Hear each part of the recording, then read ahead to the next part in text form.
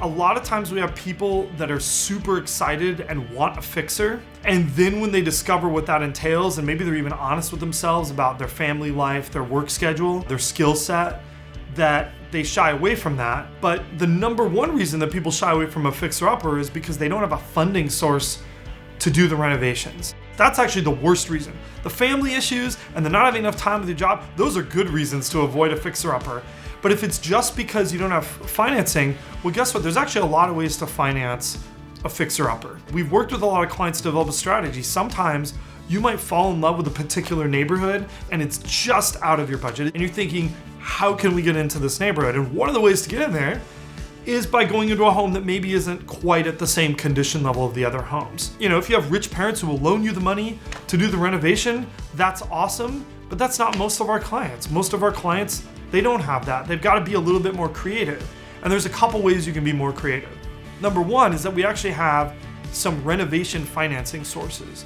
So there are lenders, they will not only lend you the money to buy the house, but they will also lend you the money to do the renovations. Another option is that for our clients who have very good financial management habits and have excellent credit scores, we're in a wonderful environment where many retailers are very credit friendly. So for example, we had a client who literally renovated a house on a Home Depot credit card that had 0 interest for 18 months. This is a guy who didn't have the money to renovate, but he knew he had a job promotion coming up. He was quietly putting that money away every month. And guess what? Before the 18 months, he had 80% of that card paid off. So that was kind of one really cool way that he essentially got an interest-free loan for his renovation.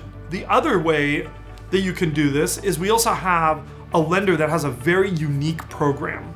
That program is that they will actually share with you in the profits of the house. So they will give you a much bigger loan and you don't have to make payments on part of that loan. But the situation is when the home sells, they get a portion of the profits above what you paid for it. It's not the right program for everybody, but in certain situations, especially when you're really looking to get into that neighborhood that's a little bit outside your zone of affordability, that's another option that you can use to buy a lower priced home and have some money for the renovation.